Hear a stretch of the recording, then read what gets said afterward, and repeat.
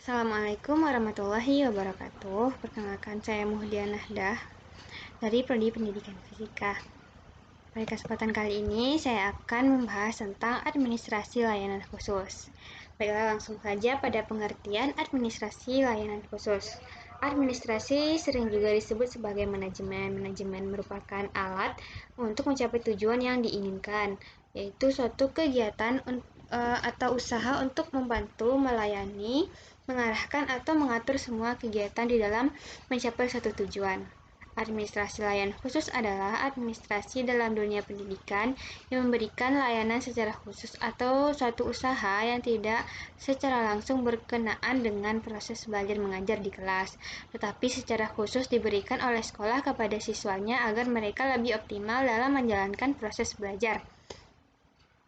Administrasi layanan khusus di situs sekolah merupakan bagian penting dalam manajemen berbasis sekolah atau MBS yang efektif dan efisien.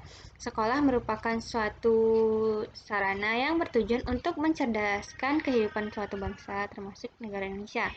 Hal ini sesuai dengan Undang-Undang Nomor 19 Tahun 2005 tentang Standar Nasional Pendidikan Bab 2 Pasal 4 yang memuat tentang adanya tujuan pendidikan nasional.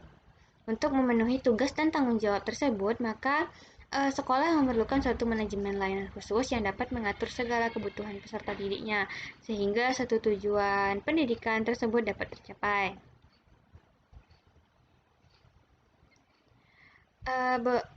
Beberapa bentuk layanan khusus yang ada di sekolah antara lain, yang pertama adalah pustaka. Perpustakaan merupakan salah satu unit yang memberikan layanan kepada peserta didik dengan maksud membantu dan menunjang proses pembelajaran di sekolah, melayani informasi-informasi yang dibutuhkan, serta memberi layanan kreatif melalui koreksi bahan pustaka. Menurut Anas Tanjung, perpustakaan sekolah adalah perpustakaan yang tergabung pada sebuah sekolah, dikelola sepenuhnya oleh sekolah yang bersangkutan dengan tujuan utama membantu sekolah untuk mencapai tujuan khusus sekolah dan tujuan pendidikan pada umumnya. Fungsi perpustakaan sekolah adalah yang pertama itu fungsi pendidikan. Perpustakaan bertujuan untuk memberikan kesempatan kepada para pelajar untuk menambah pengetahuan dan mencari keterangan-keterangan yang lebih luas dari pelajaran yang didapat di kelas. Kemudian ada fungsi informasi, itu sebuah perpustakaan sekolah merupakan tempat untuk mencari informasi yang berkaitan dengan tugas siswa dan guru serta pemenuhan rasa ingin tahu siswa dan guru di sekolah. Ketiga adalah fungsi rekreasi, yaitu sebuah perpustakaan memberikan kesempatan kepada siswa dan guru untuk menikmati bahan yang ada di pustaka dan dapat digunakan untuk menimbulkan suasana yang menyenangkan seperti majalah, surat kabar, novel, film, kaset-kaset hiburan, dan lain sebagainya. Keempat, ada fungsi penelitian. Perpustakaan digunakan sebagai jawaban terhadap berbagai pertanyaan ilmiah. Yang kelima, fungsi penyaluran hobi. Perpustakaan sekolah yang baik juga harus membantu pelajar untuk mengembangkan kegemarannya. Pada perpustakaan sekolah harus ada buku-buku tentang berbagai jenis pekerjaan tangan, buku tentang seni dan keterampilan, serta biro bisnis dan lain sebagainya. Yang keenam, ada fungsi penanaman rasa tanggung jawab. Melalui perpustakaan sekolah, para pelajar dapat dididik agar menjadi warga negara yang bertanggung jawab. Para pelajar dapat diikut sertakan dalam pekerjaan rutin perpustakaan seperti membantu penyelenggaraan peminjaman pengembalian buku, mengecek buku-buku yang ada di rak, ataupun membantu siswa yang belum berpengalaman dalam memanfaatkan perpustakaan. Kedua adalah selanjutnya adalah pengolahan bahan pustaka. Bahan pendidikan yang dimiliki perpustakaan sekolah sebelum dipinjamkan kepada siswa atau siswi harus mengalami proses pengolahan terlebih dahulu. Prosesnya terdiri dari 4 proses. Yang pertama, klasifikasi, yang berarti penggolongan. Dalam proses pengolahan bahan pustaka akan mengalami proses pengklasifikasian atau menggolongkan. Proses mengklasifikasi bahan pustaka dilakukan menurut subjeknya. Sistem klasifikasi yang lazim digunakan di sekolah adalah sistem klasifikasi persepuluhan Dewey. Sistem ini disebut persepuluhan karena memakai angka-angka persepuluhan untuk menyatakan cabang-cabang ilmu pengetahuan tertentu. Yang kedua ada yang namanya katalogasi. Katalogisasi merupakan suatu proses dalam mempersiapkan suatu katalog atau dalam mempersiapkan data bibliografis yang akan menjadi tajuk pada suatu katalog. Katalog adalah suatu daftar atau indeks dari buku atau bahan bukan dari buku yang merupakan wakil dari buku atau bahan bukan buku itu. Yang ketiga, ada pemberian stempel pada buku. Proses ini bahan pustaka yang telah mengalami proses sebelumnya akan selanjutnya diproses dengan pemberian stempel. Kemudian pemberian nomor pada buku. Kemudian pengaturan buku pada rak. Buku yang diberi stempel dan nomor buku selanjutnya disusun di rak. Kemudian peranan guru dalam administrasi perpustakaan sekolah. Yang pertama adalah guru memperkenalkan buku-buku pada siswa dan guru-guru. Kemudian guru memilih buku-buku dan bahan pustaka lainnya yang akan dibeli. Lalu guru mempromosikan perpustakaan baik untuk pemakaian maupun pembinaannya. Lalu guru juga berperan mengetahui jenis dan menguasai kriteria-kriteria umum yang menentukan baik buruknya suatu koleksi. Terakhir, guru mengusahakan agar siswa aktif membantu perkembangan perpustakaan. Yang kedua, ada laboratorium. Laboratorium merupakan sarana pendukung dalam pembelajaran sekolah. Secara sederhana, laboratorium dapat diartikan sebagai satu tempat di mana dosen, mahasiswa, guru, siswa, dan orang lain melaksanakan kegiatan kerja ilmiah seperti praktikum, observasi, penelitian, demokrasi, dan pembuatan model-model dalam rangka kegiatan belajar mengajar. Ada beberapa jenis laboratorium. Yang pertama menurut bidang studi, misalnya laboratorium kimia, fisika, PMP, dan lain sebagainya. Kedua menurut bidang studi, misalnya labor IPS dan labor IPA. Yang terakhir ada menurut bidang ilmu teknik labor. Laboratorium digunakan sebagai workshop atau bengkel kerja. Lalu ada perencanaan penggunaan labor. Sebelum guru dan siswa-siswa menggunakan labor, perlu dibuat perencanaan penggunaan. Rencana penggunaan labor minimal harus memperhatikan hal sebagai berikut. Yang pertama, jenis labor yang digunakan. Yang kedua adalah pihak yang akan menggunakan. Lalu yang ketiga adalah waktu yang tersedia. Yang keempat, peralatan yang akan diperlukan. Yang kelima, jenis bidang studi. Dan keenam, topik yang akan dipraktikkan. Selanjutnya ada langkah-langkah dalam perencanaan penggunaan labor. Yang pertama adalah menganalisis kurikulum secara keseluruhan, baik tujuan kurikuler, tujuan umum pengajaran, tujuan khusus pengajaran, pokok bahasan, serta subpokok bahasan. Yang kedua adalah menentukan bobot taksonomi pokok bahasan. Ketiga, mengembangkan materi dari pokok bahasan. Yang keempat, mengembangkan desain instruksional. Yang kelima, menetapkan bagian dari materi pokok bahasan yang merupakan laboratory work. Yang keenam, peralatan yang akan digunakan. Dan yang ketujuh, penetapan langkah-langkah dalam pengajaran dengan memakai materi. Yang ketiga ada UKS atau usaha kesehatan sekolah. Usaha kesehatan sekolah atau sering disingkat dengan UKS merupakan salah satu sarana untuk meningkatkan kemampuan hidup sehat yang pada selanjutnya akan meningkatkan derajat kesehatan peserta didik secara optimal.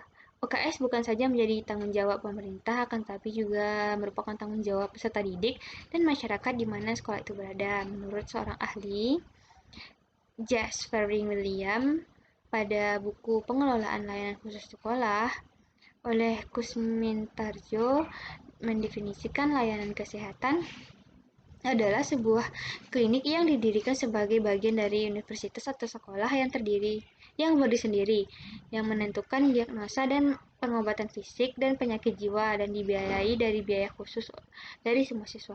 Selain itu, layanan kesehatan juga dapat diartikan sebagai usaha sekolah dalam rangka membantu murid-muridnya untuk yang mengalami persoalan yang berkaitan dengan kesehatan. Adapun tujuan usaha kesehatan sekolah adalah untuk meningkatkan kemampuan hidup sehat dan derajat kesehatan peserta didik, serta menciptakan lingkungan yang sehat sehingga memungkinkan pertumbuhan dan perkembangan yang harmonis dan optimal dalam rangka pembentukan manusia Indonesia yang seutuhnya.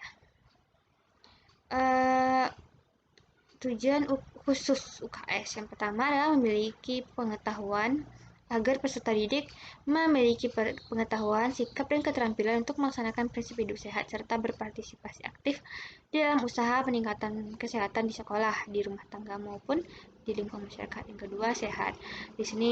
Sehat di sini meliputi fisik, mental, maupun sosial. Yang ketiga, memiliki daya hayat dan daya tangkal terhadap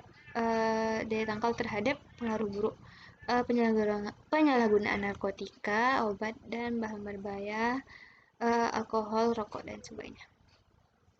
Adapun kemudian ada ruang lingkup UKS. Ruang lingkup UKS tercermin dari tri program UKS yang dikenal dengan istilah TRIS UKS yang meliputi pertama pendidikan kesehatan dilaksanakan melalui 2 kegiatan yaitu melalui intrakurikuler dan ekstrakurikuler. Kemudian ada pelayanan kesehatan dilaksanakan dengan kegiatan yang bersifat komprehensif. Kegiatan ini dapat berupa kegiatan peningkatan kesehatan seperti pengelolaan kesehatan dan juga berupa latihan keterampilan. Yang ketiga ada pembinaan lingkungan kehidupan sekolah sehat. Adapun peran guru dalam UKS, yang pertama adalah guru memberikan pelajaran pendidikan kesehatan kepada siswa. Hal ini dapat dilakukan oleh guru pendidikan jasmani maupun guru kelas. Yang kedua, guru melakukan pemeriksaan rutin terhadap siswa itu sekali seminggu.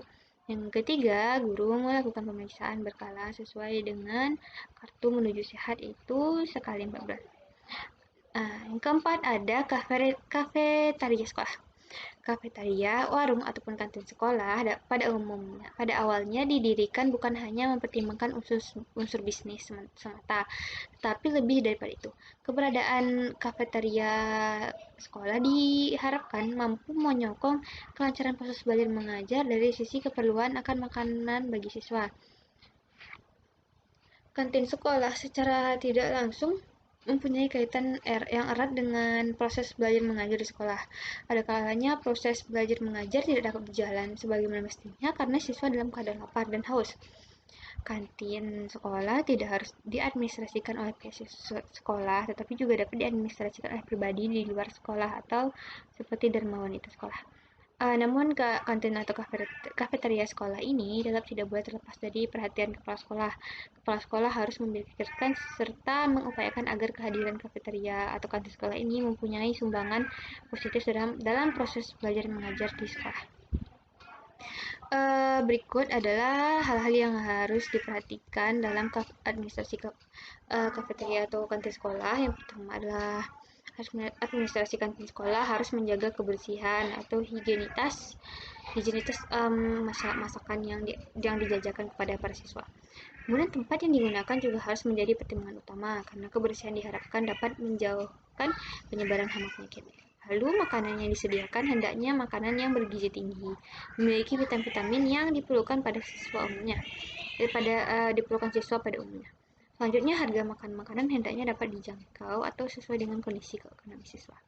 Yang kelima, mengutamakan agar kantin atau kafetaria sekolah tidak memberikan layanan atau kesempatan kepada para siswa untuk dapat berlama-lama atau nongkrong. Kondisi yang seperti itu akan menyokong munculnya perilaku-perilaku negatif. Selanjutnya ada sarana ibadah. Di setiap sekolah, layanan sarana peribadatan sangatlah diperlukan. Layanan sarana peribadatan merupakan layanan yang diberikan sekolah dengan tujuan agar layanan tersebut bisa digunakan untuk beribadah, melaksanakan kegiatan keagamaan lainnya, serta bisa membentuk kerohanian bagi peserta didik khususnya agar mampu menjadi manusia yang baik dan beriman. Adanya layanan sarana peribadatan di sekolah sangatlah menunjang proses pembelajaran karena pembelajaran bisa dilakukan di mana saja, termasuk salah satunya adalah di rumah peribadatan. Adapun layanan rumah peribadatan yang biasanya ada di sekolah ada masjid dan gereja. Selanjutnya ada asrama. Bagi peserta didik, khususnya jenjang pendidikan menengah dan pendidikan tinggi, terutama bagi mereka yang bertempat tinggal jauh dari sekolah, diperlukan asrama. Selain bermanfaat untuk peserta didik, asrama juga bermanfaat bagi para pendidik dan petugas asrama tersebut. Manfaat layanan asrama sekolah adalah sebagai berikut. Yang pertama, tugas sekolah dapat dikerjakan dengan cepat dan optimal, terutama jika terbutuh tugas kelompok. Yang kedua, sikap dan tingkah laku dari peserta didik dapat diawasi oleh petugas asrama dan para pendidik. Yang ketiga, jika di antara peserta didik mengalami kesulitan, misalnya kiriman orang tua terlambat, mereka bisa dapat saling membantu. Yang keempat, dapat meringankan kecemasan dari orang tua terhadap putra-putrinya. Karena kita tahu sekarang pergaulan sudah sangat bebas di luar sana. Yang terakhir merupakan salah satu cara untuk mengendalikan tingkah laku remaja yang kurang baik. Yang ketujuh adalah kooperasi. Operasi berasal dari dua kata yaitu co dan operation yang berarti kerjasama untuk mencapai tujuan. Koperasi adalah suatu perkumpulan yang beranggotakan beberapa orang atau badan-badan dengan kerjasama dengan menggunakan asas kekeluargaan dalam menjalankan usaha serta mempertinggi kesejahteraan jasmani para anggotanya. Unsur-unsur dalam koperasi adalah satu perkumpulan koperasi bukan merupakan perkumpulan modal, akan tetapi persekutuan sosial. Kedua, sukarela untuk menjadi anggota netral terhadap aliran dan agama. Yang ketiga, tujuannya mempertinggi kesejahteraan jasmani anggota-anggota dengan kerja sama secara kekeluargaan. Yang kedelapan ada transportasi. Transportasi bagi peserta didik merupakan sarana penunjang untuk kelancaran proses belajar mengajar. Peserta didik akan merasa aman dan dapat datang atau pulang dengan tepat waktu. Transportasi yang disediakan oleh pihak sekolah sangatlah diperlukan, terutama bagi peserta didik jadi tingkat prasekolah, tingkat pendidikan TK atau PAUD dan sekolah dasar. Penyelenggaraan transportasi sebaiknya dilaksanakan oleh sekolah yang bersangkutan atau pihak swasta. Adapun peran guru dalam administrasi layanan khusus, yakni salah satunya adalah dalam bidang layanan khusus asrama. Pengelola asrama adalah pengurus asrama dan pelaksana asrama. Pengurus asrama ini berjumlah 5-7 orang, yang terdiri atas guru dan anggota Dharma Wanita, sekolah yang bersangkutan serta diketahui oleh wakil kepala sekolah urusan kesiswaan. Masa kerja pengurus asrama dapat 3-4 tahun. Setelah itu diperlu ada pilihan lagi. Kemudian tugas dari pengelola asrama sekolah yang pertama membuat peraturan penyelenggaraan, misalnya menentukan beberapa syarat dalam penerimaan para siswa yang dapat diterima sebagai penghuni asrama sekolah. Lalu menentukan biaya yang minimum, dalam arti bahwa penentuan tarif biaya di sini adalah untuk mendidik para penghuni asrama agar dapat bertanggung jawab, mandiri, dan menghargai diri. Lalu menentukan waktu pembayaran sewa, misalnya dimintai pada awal semester sekali atau setiap bulan. Lalu mengatur dan memberi sanksi kepada penghuni asrama yang melanggar aturan. Yang kedua adalah menyusun rencana anggaran belanja untuk pengelolaan tahunan, misalnya menentukan besarnya biaya untuk pemeliharaan gedung, menentukan besarnya biaya untuk memelihara kebersihan gedung. Yang ketiga, membuat peraturan yang berkaitan dengan keamanan asrama. Misalnya, kunci kamar disimpan di kantor asrama ketika penghuni kamar hendak pergi. Lalu masing-masing para penghuni asrama harus memiliki kunci lemari sendiri. Lalu membuat jadwal piket jaga asrama secara bergiliran selama 24 jam. Lalu menyusun peraturan yang berkaitan dengan hak dan kewajiban petugas pelaksana dan pembantu. Baiklah, sekian yang dapat saya sampaikan. Mohon maaf jika ada kesalahan. Saya sudahi. Assalamualaikum warahmatullahi wabarakatuh.